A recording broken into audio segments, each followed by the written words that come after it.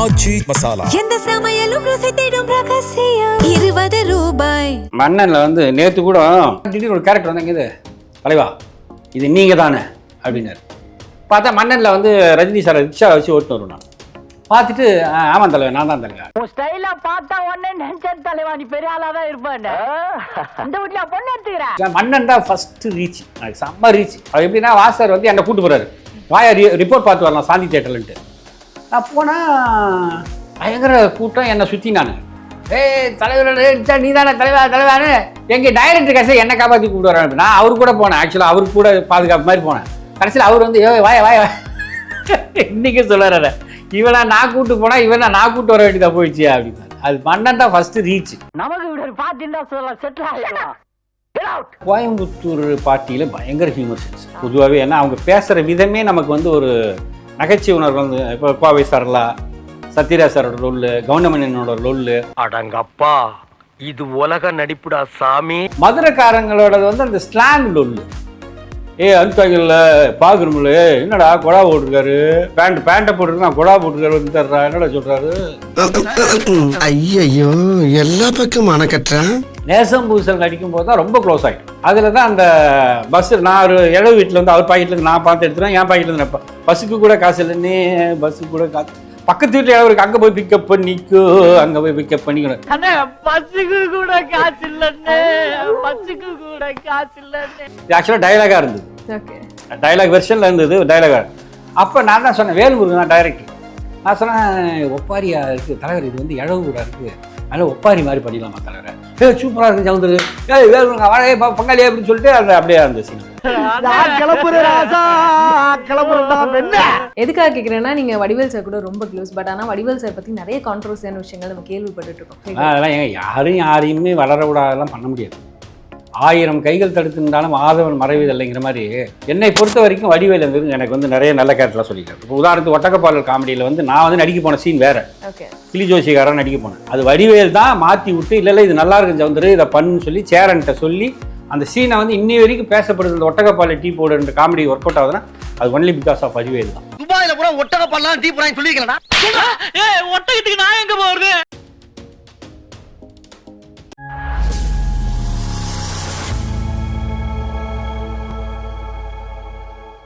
Channel 5 வியூவர்ஸ்க்கு ஒரு பெரிய hi, this is Vijay Sathya. இன்னைக்கு நம்ம கூட வந்து ஆக்டர் சவுந்தரராஜன் சார் வந்து இணைஞ்சிருக்காரு. ஸோ இவர் ஒர்க் பண்ணாத ஆட்களே கிடையாது, அவ்வளோ ஆக்டர்ஸ் கூட ஒர்க் பண்ணியிருக்காரு. அது மட்டும் இல்லாமல் முன்னாடியிலேருந்து இப்போ இருக்க ஜென்ரேஷன் வரைக்கும் எல்லாத்துக்கூடயுமே வந்து ஒர்க் பண்ண ஒரு லெஜண்ட் அப்படின்னே சொல்லலாம். ஸோ இவர்கிட்ட நிறைய இன்ட்ரெஸ்டிங்கான விஷயங்கள் எல்லாமே பேச போகிறோம். வணக்கம் சார். வணக்கம். எப்படி இருக்கீங்க சார்? நல்லா இருக்கேன், சூப்பராக இருக்கு. ஓகே சார், வாசு சார் கிட்ட வந்து அசிஸ்டன்ட் ஆக்டராக ஒர்க் பண்ணியிருக்கீங்க. ஸோ அதுலேருந்தே ஸ்டார்ட் பண்ணிடலாம் சார், உங்களோட சினிமா ஜேர்னி பற்றி. நிறைய சொல்லியிருக்கேன். வாசு சார் வந்து தீவிர எம்ஜிஆர் ரசிகர், தீவிர எம்ஜிஆரோட குடும்பம். அந்த குடும்பமே அவங்க அப்பா வந்து பீதாம்பரம் சார்ட்டு மேக்கப் மேன், அவங்க அப்பா பெரிய மேக்கப் மேன், அவரோட சன் இவர். எனக்கு வந்து நிறைய டைரக்டர்ஸில் ட்ரை பண்ணி பாரதிராஜா சார்ட்டேருந்து பாலச்சந்தர் சார்ட்டேருந்து நடிக்கிறதுக்கு தான் வந்தேன் நான் ஃபஸ்ட்டு. அப்போ எல்லாரையும் பார்ப்பேன், நான் டைரெக்டாக போய்டுவேன். நமக்கு தெரியாதுல்ல, ஊர்லேருந்து வர்ற புதுசு யாரை பார்க்குறதுன்னு தெரியல. நேராக பாரதிராஜா சார், நேராக பாலச்சந்தர் சார், நேராக வீட்டுக்கு போயிடுவேன். வாரன் சாலை பாலச்சந்தர் சார் வீட்டுக்கு போயிடுவேன். அதுமாதிரி பாரதிராஜா சார் வந்து எங்கே இருக்கிற ஷூட்டிங் தான் பார்த்து பாடுவேன். அப்புறம் ரஜினி சார்கிட்ட கேட்டுருவேன், விஜயகாந்த் சார்கிட்ட கேட்டிருக்கேன். எல்லாத்தையும் நடிப்பு சான்ஸ் நேராக போயிட்டு கேட்பேன். பாக்கியராஜ் சார்கிட்ட எல்லாத்தையும் போய் கேட்பேன். அப்போது ஒரு ஸ்டேஜில் என்ன ஆச்சுன்னா, ஆக்டிங் வந்து ரொம்ப கஷ்டம். அப்போ ரொம்ப டைரெக்டாக உள்ளே போகிறது ரொம்ப கஷ்டம், பயங்கர டஃப். அப்போ மூர்த்தி, ராதாபுரம் மூர்த்தின்னு ஒரு நண்பர் எனக்கு கிடைக்கிறார் அறிமுகமாக. அப்போ அவர் வந்து என்ன பண்ணுறாரு, வாஸ் சார்கிட்ட கூப்பிட்டு போய் அறிமுகப்படுத்துறாரு, இந்த மாதிரி நடிக்க சான்ஸு இருக்குது. இப்போ நான் கன்னட படம் பண்ணிகிட்ருக்கேன், தமிழில் படம் பண்ணும்போது வா அப்படின்னாரு. அப்புறம் இங்கே பார்த்தா இங்கே நிறைய அப்படியே இங்கே மெட்ராஸுக்கு வந்துட்டு அதில் நிறைய ஃப்ரெண்ட்ஸ் சர்க்கிளில் உருவாகுது. அதில் முதல்ல எனக்கு சினிமாவில் ஃபஸ்ட்டு அறிமுகமாகிறது வந்து தினந்தோறும் நாகராஜ்னு ஒருத்தர். தினந்தோறும் நாகராஜ் டைரக்டர் இருக்கார்ல, அவர் இப்போ ஒரு ஆகாயம் ஒரு படம் பண்ணிகிட்ருக்கார். அந்த டைரக்டர் அப்போ அவர் அப்பயே டைரக்ஷன் ட்ரை பண்ணுறாரு அவர். அப்போ அந்த தினந்தோறும் கதையை வச்சு ட்ரை பண்ணிட்டுருக்காரு. அப்போ அவர் கூடலாம் சேரும்போது எனக்கு ஒரு ஐடியா வருது, இது மாதிரி ஆக்டிங் வந்து டைரெக்டாக வந்து வர முடியாது. ஸோ அசிஸ்டன்ட் டைரக்டராக சேர்ந்து அதுக்கப்புறம் ஆக்டிங்கில் வரலாம். பாக்யராஜ் சார் தான் இன்ஸ்பிரேஷன். அது சார் பாக்யராஜ் சார் மாதிரி நான் அப்படியே அசிஸ்டன்ட் டைரக்டராக எப்படி நடித்து அப்படியே வந்துடலாம் அப்படின்னு சொல்லிட்டு அப்போ மறுபடியும் அசிஸ்டன்ட் டைரக்டருக்கு ட்ரை பண்ணுறேன். அப்போ வாஸ் சார்கிட்ட போய் பார்க்குறேன், அவர் கன்னட படம் ஷூட்டிங் நடக்குது பிரசாத்தில்.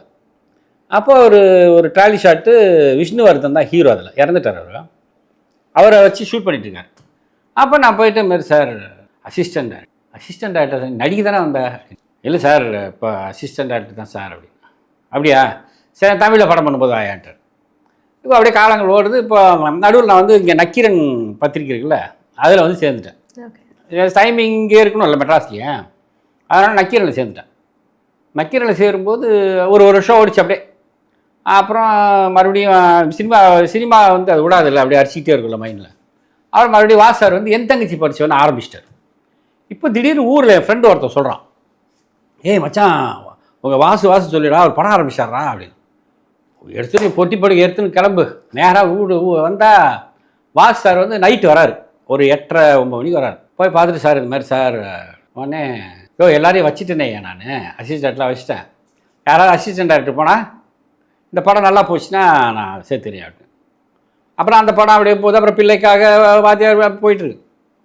நடுவில் வந்து அப்படியே வருவேன். இதெல்லாம் கூட நடுவில் நக்கீரன் இருந்து வெளியில் வந்துட்டு ஒன்லி சினிமா கான்சன்ட்ரேட் பண்ண தான் முடியுன்றதுனால அப்படியே வாசார் டீம் அப்படியே ட்ரை பண்ணுறேன். ஏன்னா வாசார் என்னென்னா அவங்க வீடே ஒரு அற்புதமான வீடு.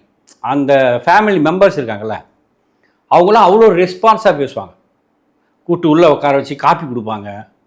யாராவது சினிமா சான்ஸ் கேட்குறவங்க மாதிரி உட்கார வச்சு காப்பி கொடுப்பாங்களா, அது மாதிரி அவ்வளோ ரிசப்ஷன் இருக்கும், ரிசீவ் பண்ணுவாங்க நல்லா. அதுக்கு காரணம் என்னென்னா அந்த புரட்சித் தலைவர் எம்ஜிஆர் அவர்களோட வழி வந்தவங்க. அவங்க அப்பா மேக்கப் பண்ண எல்லோரும் அவங்க குடும்பத்தில் பழக்கமாயிட்டாங்க. ஸோ அப்போது ஒரு நாள் என்ன பண்ணுறாரு, எங்கள் டேரக்டர் வந்து இன்றைக்கி வாயா அப்படின்னு சொல்லிட்டே இருப்பார். 22ஆம் வா 30. அப்போது ஒரு நாள் என்ன பண்ணார், ஜூன் மாதம் 16ஆம் தேதி 89. அப்போ என்ன பண்ணுறாரு, நான் 16ஆம் தேதி 17ஆம் தேதி காலைல வாயா அப்படின்ட்டார். நான் என்ன பண்ணுறேன், அப்போ தூண்டில் ஒரு பத்திரிக்கை நடந்துட்டுருக்கு, அதில் சும்மா ஒர்க் பண்ணிட்டுருக்கு. அப்போ என்ன பண்ணேன், ஃப்ரெண்டு ஒருத்தர் சைக்கிளில் வாங்கிட்டு வந்துட்டு வேகமாக வந்தால் இவரோட கார் போகுது, ஃபியட் கார், 116 ஃபியட்டு. உன்னை ஷூட்டிங் வர சொன்னால் இத்தனை மணிக்கு வர அப்படின்னாரு. ஷூட்டிங்கா? நேராக போய் அவங்க அப்பா உட்காந்தார். போயிட்டு அப்பா போயிடு பல்லாவரத்தில் தான் ஷூட்டிங்கு, ரஜினி படம், போய் சேர்ந்துருட்டார். நேராக வண்டி விட்டு சைக்கிளை விட்டுட்டு நேராக வந்து ட்ரெயின் ஏறி பல்லாவரம் வந்துட்டேன். அதாவது காலைல சாப்பிடல. பல்லாவரம் வந்துட்டு கேட்டில் வந்து பயங்கர கூட்டம். ரஜினி சாரோட ஷூட்டிங், பணக்காரன், சத்யா மூவிஸ், பெரிய ப்ரொடக்ஷன். அவங்க was sir direction, Rajini sir. Watchman விட மாட்டான். அப்புறம் அசிஸ்டன்ட் டைரக்டரியா லேட்டாக வந்துட்டேன். அப்புறம் கதை தந்து விட்டோன்னே நேராக போனால் ஷூட்டிங் வாஸ் சார் வந்து அப்படியே ஷார்ட் வைக்கிறாரு, இங்கே டாலி போட்டுங்க ரஜினி சார் வர்றாரு அப்படின்ட்டு. நான் வந்து அவர் கண்ணில் போகிற மாதிரி இப்படி பண்ணுறது, அப்படி பார்க்கணுமே அவருக்கு நம்மளை. அதனால் இப்படின்ட்டு ஓடி பண்ணிகிட்டு இருக்கேன். உடனே பிரேக் விட்டாங்க, மத்தியானம் பிரேக். எல்லோரும் சாப்பிட்றாங்க, பசி. ஆனால் பட் சொல்ல முடியாது பசி இதுன்னு. அதனால் என்ன பண்ணால் அப்படியே நின்றுதான். கரெக்டாக எங்கள் வாஸ் சார் வந்தார், டைரக்டர் வந்தார். வந்துட்டு சாப்பிட்டியா அப்படின்னாரு. அவர் எங்கே பார்த்தாலும் எப்போ பார்த்தாலும் சாப்பிட்டியா அது எங்கே இருந்தாலும் கேட்பார். சார் சாப்பிட்டியா அப்படின்னாரு. இல்லை சார் அசிஸ்டன்ட் டைரக்டர் சொல்லிட்டு சாப்பிட்டியா போயிட்டு அப்படின்னாரு. அப்பாடா அப்படி சொல்லிட்டு போய் அவர் சாப்பாடு அதில் பண்ண, யார் அசிஸ்டன்டா வாஸ் சார் தான் சொல்ல, டைரக்டர் தான் சொல்லிக்கிறாரு. அப்படியா சரி சார். 10 அசிஸ்டன்ட் டைரக்டர் அப்படியே பார்க்குறாங்க என்ன, யார் இவன் புதுசாக நமக்கு தெரியாமல் யார் அசிஸ்டன்ட் டைரக்டர். அப்புறம் உடனே விடுங்க சாயங்காலம் ஷூட்டிங் பேக்கப் ஆனவொடனே டைரக்டர் வந்து சந்திரநாத்னு ஒரு அசோசியேட்டு, கிருஷ்ணன், அருள், மதி எல்லாரையும் கூப்பிட்டு புதுசாக வந்திருக்காயா, அந்த இவன் ஒரு பையன் அங்கே போயிட்டார், வெளியில் போயிட்டார். அவனுக்கு பதிலாக வந்திருக்கான், அவனோட பேட்டா அவனுடைய சம்பளம் எல்லாம் பார்த்து இது பண்ணிட்டீங்க. உடனே அப்படியே அசிஸ்டன்ட் டைரக்டர்லாம் குழுமையாக எங்கே ஒர்க் பண்ணி யார் என்ன லொட்டுக்கு ரேகிங் மாதிரி, ரேகிங் இல்லை அந்த மாதிரி ஒரு இன்ட்ராகேஷன். அப்படியே போயிட்டு ஜாலியாக போயிட்டு அதுக்கப்புறம் அப்படியே ஃபஸ்ட்டு கிளாப்பு வாசர் கிளாப் அடிக்கணும். அவர் வந்து கொஞ்சம் டைரக்டர் கரெக்டாக பண்ணணும், இல்லைன்னா டென்ஷன் ஆகிடுறாரு. அதனால் எனக்கு எப்படி கிளாப் அடிக்கணும் அப்படின்னு பயங்கர ஆசை. அப்படியே பார்த்து தான் இருப்பேன் முதல்ல. அப்புறம் அருள்னு சொல்லிட்டு ஒரு அசிஸ்டன்ட் டைரக்டர், அவன் என்ன பண்ணால் இந்த மாதிரி இப்படி வச்சு இப்படி ஆடுறா அப்படியே தைரியம். அவன் தான் ஃபஸ்ட்டு கிளாப் எடுத்து அடின்னு சொன்னது. அப்புறம் அப்படியே அடித்து அதுக்கப்புறம் கண்டினியூட்டிலாம் பார்க்க ஆரம்பிச்சு அதுக்கப்புறம் ஊட்டிக்கு போயிட்டாங்க இவங்க ஷூட்டிங்க்கு. ஊட்டிக்கு என்னை விட்டு போயிட்டாங்க. ஆனால் அப்ரெண்டிஸ் இல்லை, ஊட்டி கூட எனக்கா ஐயோ என்னடா. அவர் எங்கள் டாக்டர் சொன்னார், ஒன்றும் பிரச்சனை இல்லையா, அது சும்மா நாங்கள் சாங் தான் எடுக்க போகிறோம், அது வந்துடும் சீக்கிரம், இங்கே வந்தோடனே நீ இங்கே மறுபடியும் ஒர்க் பண்ணலாம்யா. டாக்டர் ரொம்ப நல்ல டைப். அதாவது ரொம்ப எப்படி சொல்கிறது, ஒரு பக்குவப்பட்ட மனிதர். ஸோ அதனால் வந்து சரி அப்புறம் சரி கொஞ்சம் கஷ்டமாக தான் இருந்தது. பட் இருந்தாலும் வந்துட்டதுக்கப்புறம் மறுபடியும் ஒர்க் பண்ணோம். அப்புறம் அந்த படம் பணக்காரன் பார்த்தா டைட்டிலில் பேர் எழுதலை, என் பேர். ஓகே. உடனே கிருஷ்ணன் அசோசியேட் சார் என்ன சார் சைடு பார்த்தேன் அப்படி சொன்னேன். அப்படி உடனே அருள் நான் சொன்னேன், அப்படியே டைரக்டர் போய் கேட்டுறேன் அப்படின்னு. நான் டைரக்டர் போய் சார் பேர் டைட்டில் பேர் ஏன் உன் பேர் ஏன் எழுதலாமா அப்படின்னாரு. உடனே இல்லை சார் சரி சரி என் பேர் எழுது நீ போய் சொல்லி நான் சொல்ல சொல்லி அப்படின்னு. அப்புறம் சௌந்தரராஜன் சொல்லிட்டு உதவி இயக்குனரில் வரும் லாஸ்ட்டில். அந்த படம் முடிஞ்ச உடனே என்னாச்சுன்னா எல்லா அசிஸ்டன்ட் ஆக்டரும் போயிட்டாங்க. யார் வெவ்வேறு படங்கள் பண்ணுறதுக்கு, ஏன்னா எல்லாம் 5 படம் ஒர்க் பண்ணிட்டாங்க இல்லையா, எல்லாம் வெவ்வேறு படங்கள் பண்ணுறதுக்கு அதுக்கு இது போயிட்டாங்க. இப்போ அடுத்த படத்தில் நான் ஃபஸ்ட் அசிஸ்டண்ட். மதி செல்வா நான். செல்வா வந்து டைரக்டரோட ஃப்ரெண்டு, செல்வ விநாயகன் சொல்லிட்டு டைரக்டரோட ஃப்ரெண்டு, ஒன்றா ஒர்க் பண்ணாங்க 2 பேரும் ஸ்ரீதர் சார்ட்ட. அதுக்கப்புறம் மதின்னு சொல்லிட்டு அவர் வந்து ரொம்ப நாளாக ஒர்க் பண்ணுறார், பன்னீர் புஷ்பங்கலேருந்து ஒர்க் பண்ணுறார் டைரக்டர். நான் 3 பேர் தான். அதுக்கப்புறம் அப்படியே ஜாலியாக அப்படியே போயிட்டு இப்போ வேலை கிடச்சிச்சு பார்த்தாலும் டைரக்டர் ஒரு ஷார்ட்டில் நடிக்க வைக்கிறார், ஒரு சீனில் நல்ல சீனு நடிச்சிட்டு பயங்கர குஷி. பாடா நம்ம எதுக்கு வந்தோமோ அது நைட்டாக நிறைவேறுது அப்படி ஒரு சின்ன இது இருக்கும்ல துள்ளல் மனசளவில். உடனே சொல்லிட்டு அந்த ஷார்ட்டு முடிஞ்ச உடனே எல்லாம் கை தட்டுறாங்க. சத்யராஜ் சார் அவர் இவர் எல்லாம் கை தட்டுரு. வேலை கிடச்சிச்சு நடித்தேன், அது ஃபுட்டேஜில் போயிடுச்சு. நடிகனில் நடித்தேன், ஃபுட்டேஜில் போயிடுச்சு. சின்னத்தம்பின்னு படம் பெரிய ஹிட், அது சின்னத்தம்பி. அந்த படத்தில் வந்து இந்த கேரக்டர் யாரை போடலான்னு டைரக்டர் பார்க்குறாரு. பார்த்தோன்னே நான் வந்து இப்படி நம்ம பேரை சொல்லணுமென்ட்டு அப்படி நிற்கிறேன். சரி சவுந்தர போட்டியாதில் அப்படின்ட்டார். அப்பாடான்ட்டு ஒரு பக்கம் மீசை இல்லாமலே சுற்றிருந்தேன் அந்த ஏரியாவில். குஷ்புவை பார்த்தா சைட் அடித்தா மீசை எடுத்துருவானுங்க, மொட்டை அடிச்சுவானுங்க. 2 கேரக்டர் வில்லன் கேரக்டர், அதில் மீசை எடுத்துருவாங்க. அழகாக ஆக்சுவலாக மீசை ஃபுல் மீசையை எடுத்துகிட்டு ஒட்டு மீசை தான் வைக்கணும். ஆக்சுவலாக ஆர்வ கோளாறில் என்ன பண்ணிட்டு ஒரு பக்கம் மீசை எடுத்துட்டேன். வெளியில் துண்டை கட்டின்னு வருவேன், கடைக்கு போகும்போது வேறு வழியில் கீழே இருக்கும் கடை போனால் அவன் என்ன தலைவா மீசை காணா, என்ன பந்திக்கிட்டு மீசை எடுத்துட்டீங்களா, அது மாதிரிலாம் வெறுப்பு தோணும். அந்த படம் ரிலீஸ் ஆச்சு, அந்த படம் பெரிய ஹிட் ஆச்சு. அதுக்கப்புறம் அப்படியே நடிகனா டைரக்ஷன் ட்ரை பண்ணேன், அது வரல. ஒரு சின்ன சின்ன பிரச்சனைகள் வந்து அப்படியே பிரச்சனைன்னா என்ன, இப்போ ப்ரொடியூசர் வந்து திடீர்னு அந்த ப்ரொடியூசர் வந்து படம் எடுக்கிறத நிறுத்திடுவார். இந்த மாதிரி பல பஞ்சாயத்துகளாகி நடிப்பு கண்டினியூவாக வந்தனால இதுக்கு அடுத்தது நான் வந்து பொன்விலங்கு படம் தான். பொன்விலங்குன்னு ஆர்கே செல்வமணி ப்ரொடியூசரு, சமந்தராஜன் ஒரு டைரக்டர். ஒரு சீனுக்கு தான் நான் போனேன் அந்த படத்துக்கு. டைரக்டர் அதை பார்த்துட்டு நல்லா நடிக்கிறேன்னு அவர் நினச்சிட்டார் போடுறாரு. அதனால் என்ன பண்ணார், இதில் த்ரூ அவுட் நீங்கள் பண்ணிவிடுங்க, ஹீரோ கூட ரஞ்சித் தான் ஹீரோ, அதில் அவர் கூட பண்ணிவிடுங்கன்னு சொல்லிட்டு அப்படியே நடிகனாக உருமாறி திசை மாறி அப்படி வந்து. ஸோ நிறைய பேர்த்தோட லைஃப்பில் டேர்னிங் பாயிண்ட் அப்படின்னு இருக்கும். நீங்கள் நிறைய படங்கள் நடிச்சிருக்கீங்க. உங்களுக்கு வந்து ரொம்ப சாட்டிஸ்ஃபைடாக இதுக்கப்புறம் தான் நான் வந்து வெளியே தெரிய ஆரம்பிப்பேன் அப்படின்ற மாதிரி ஒரு பாயிண்ட் இருக்குல்ல. மன்னனில் வந்து நேற்று கூட ஒரு காஃபி ஷாப்பில் உட்காந்துருந்தோம். அப்போது ஒரு கேரக்டர் வந்து நானும் என் ஃப்ரெண்டு வந்து இன்னும் போய் உட்காந்து பேசினேன், காஃபி குடிச்சிட்டேன். ஓகே. அவர் வந்து என்ன பண்ணார், திடீர்னு ஒரு கேரக்டர் வந்து எங்கே தலைவா இது நீங்கள் தானே அப்படின்னாரு. பார்த்தா மன்னனில் வந்து ரஜினி சார் ரிக்ஷா வச்சு ஓட்டுன்னு வருவேன். நான் பார்த்துட்டு ஆமாம் தலைவா நான் தான் தலைவா நான் தலைவரோடே நிச்சயம் தலைவா. ஆனால் ஆக்சுவலாக பார்த்தீங்கன்னா அந்த படம் வந்து அவ்வளோ ரீச்சு. ஆனால் நான் அப்போ அசிஸ்டன்ட் டைரக்டராக இருக்கிறதுனால எனக்கு என்னென்னா நானே டைரக்ஷன் பண்ணி நானே ஒரு கேரக்டர் சங்கீத பூக்கள் டைட்டில் இது இளையராஜா சார் தான் மியூசிக்கு. அது எல்லாம் ஓகே ஆச்சு. ப்ரொடியூசர் அதுக்கு முன்னாடி பண்ண படம் வந்து சரியாக போகலை. அதனால் வந்து அவர் அது எடுக்கிறதுக்கான வாய்ப்பு போயிடுச்சு. இல்லைனா அந்த படத்தில் அப்படியே ஒரு பாக்கியராஜ் சார் வந்திருக்கலாம் மேபி, தெரில கரெக்டாக. ஸோ அதனால் அந்த வாய்ப்பு போயிடுச்சு. மன்னன் தான் ஃபஸ்ட்டு ரீச், எனக்கு செம்ம ரீச். அது எப்படின்னா வாசர் வந்து என்னை கூப்பிட்டு போகிறாரு, வாயா ரிப்போர்ட் பார்த்து வரலாம் சாந்தி தேட்டர்லன்ட்டு. நான் போனால் பயங்கர கூட்டம் என்னை சுற்றி. நான் தலைவர் நீ தானே தலைவானு எங்கள் டைரக்டர் கடைசியில் என்னை காப்பாற்றி கூப்பிட்டு வராங்க. நான் அவரு கூட போனேன், ஆக்சுவலாக அவருக்கு கூட பாதுகாப்பு மாதிரி போனேன். கடைசியில் அவர் வந்து வாய இன்னைக்கு சொல்லுறாரு, இவனை நான் கூப்பிட்டு போனால் இவனை நான் கூப்பிட்டு வர வேண்டியதாக போயிடுச்சு அப்படின்னாரு. அது மன்னன் தான் ஃபஸ்ட்டு ரீச்.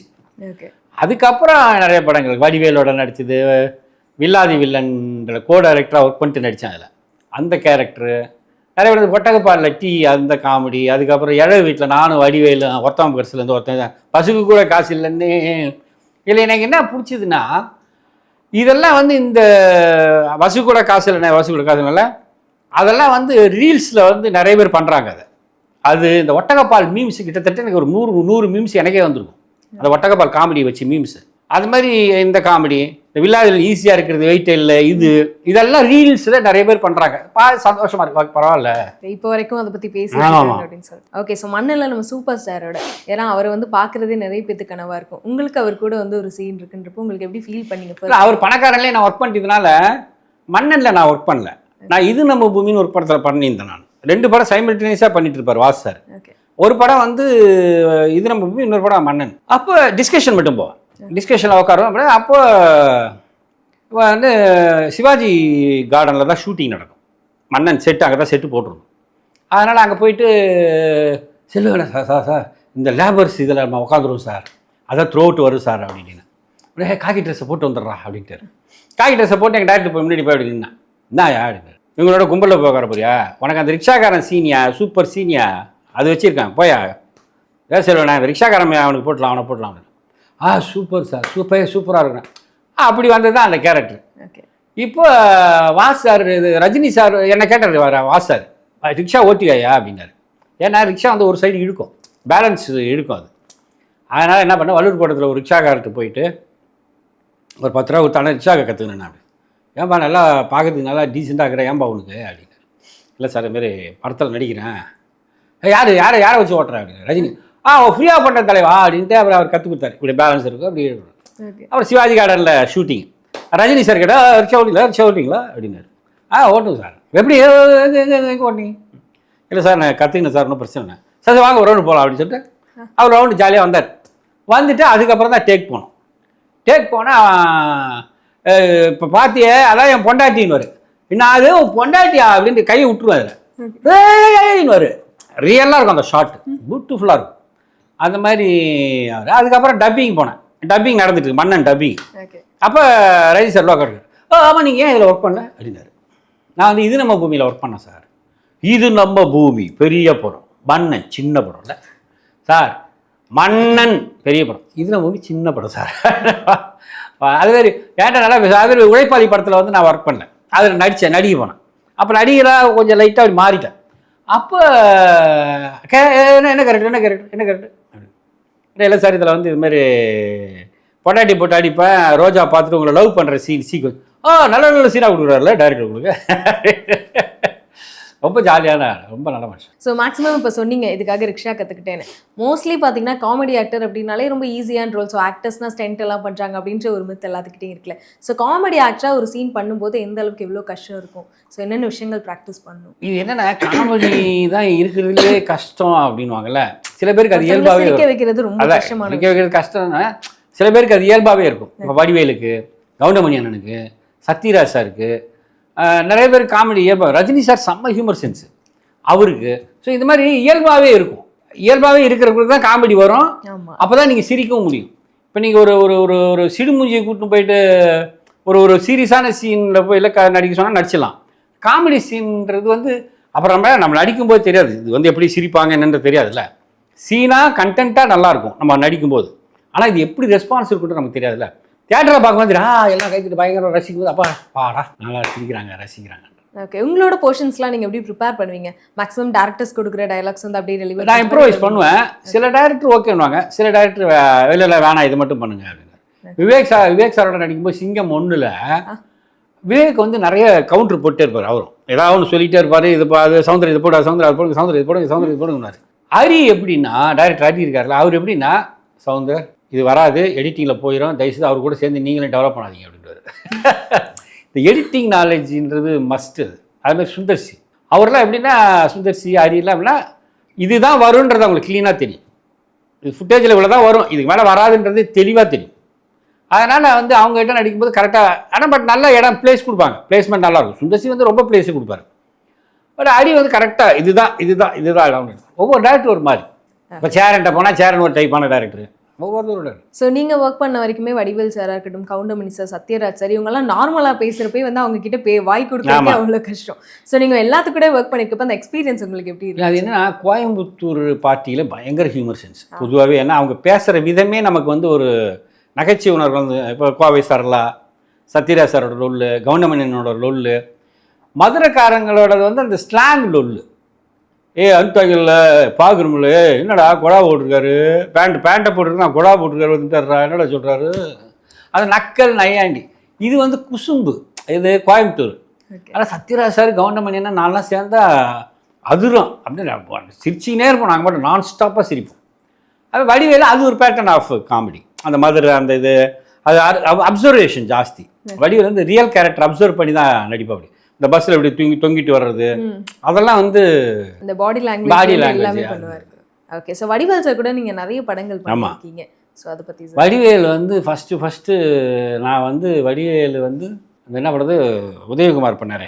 அந்த படம் தான் ஃபஸ்ட்டு உதயகுமார் சார் டைரக்ஷன். அது அப்போ தான் வடிவேல் அப்போ தான் வராபடி தேவர் மகனுக்கு அப்புறம் வந்துட்டாப்படி வந்துட்டு பிரசாத் தான் ஃபஸ்ட்டுக்கு அப்புறம் தலைவா தலைவா அப்படின்னு 2 பேரும் கை காட்டிக்கும்.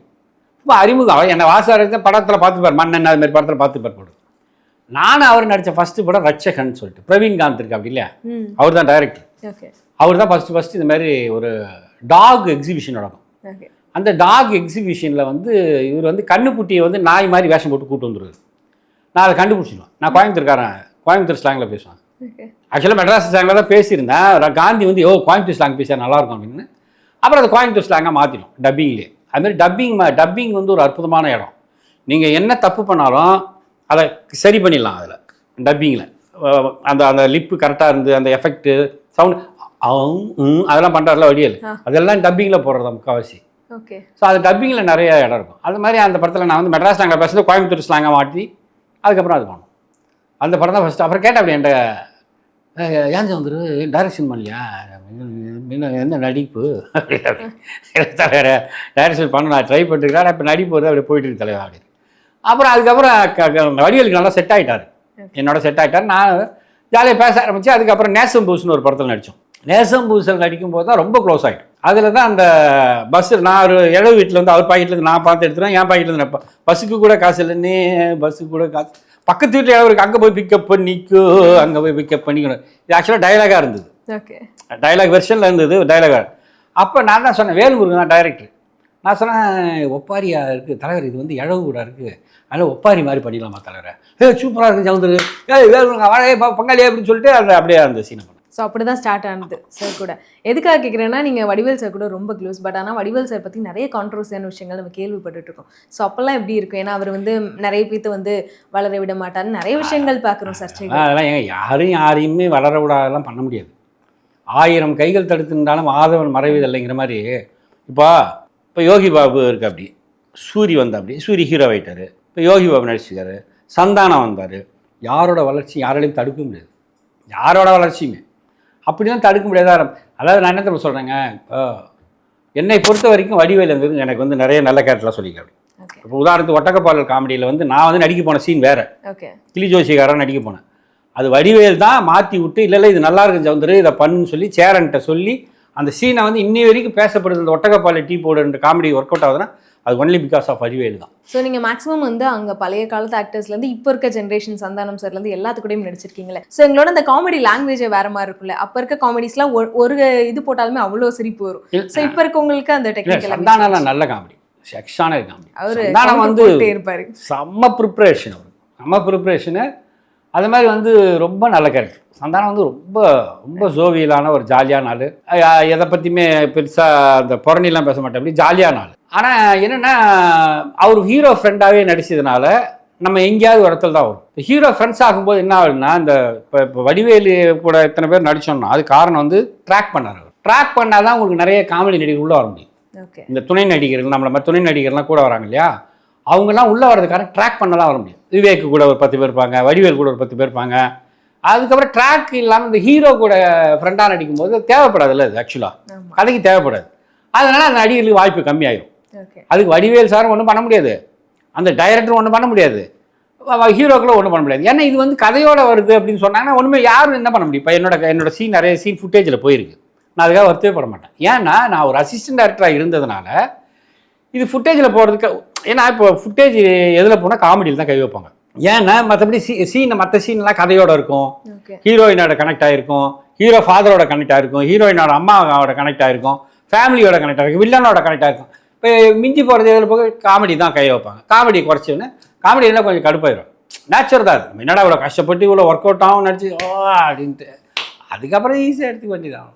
ஓகே, ஸோ உங்களுக்கு அப்படி ஏதாச்சும் ஒரு சீன் வந்து நீங்கள் ரொம்ப ரசிச்சு பண்ணி இது வந்து கண்டிப்பாக தேட்டரில் பிளாஸ்ட் ஆக போகுதுன்னு நினச்சி அந்த மாதிரி ஏதாவது கட் பண்ணியிருக்காங்களா? சரி வந்திருக்கலாம். வில்லாதி வில்லன் நடந்தது. வில்லாதி வில்லன் படத்தில் நான் வந்து நிறைய சீன் நல்ல சீன்லாம் இருந்தது, 5 சீன் 6 சீன் இருந்தது. பட் அது என்னென்னா சத்யராஜ் சார் வந்து 3 கேரக்டர் இதில் ஒரு கேரக்டர் வந்து அப்பா கேரக்டர், ஒரு கேரக்டர் இன்னொரு கேரக்டர் வில்லன் கேரக்டர், ஒரு ஹீரோ கேரக்டர். இப்போ இதில் வந்து அந்த ஹீரோ கேரக்டர் தான் நக்மாவை லவ் பண்ணுது. மணிவண்ணன் வந்து லவ் பண்ணுறார் ஒன் சைடு, அவர் வில்லன் அவர் தான். அவர் ஒரு சைடாக வில்லன் ட்ரை பண்ணுறாரு. இப்போ நடுவில் நான் ஒன்று ட்ரை பண்ணுவேன் நக்மாவை. 3 பேரும் பண்ணுவோம். யாருக்கு ப்ரிஃபரன்ஸ் கொடுப்பாங்க?